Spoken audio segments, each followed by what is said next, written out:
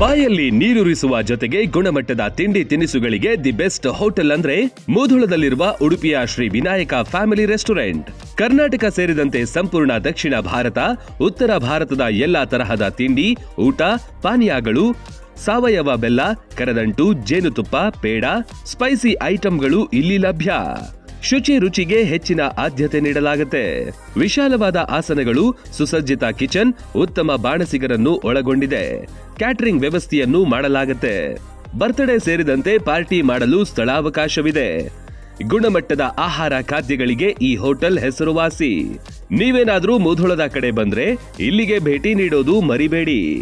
ಸ್ಥಳ Shri Vinayaka family restaurant, ರನ್ನ circle ಬಳಿ, ಮೂಧೋಳ.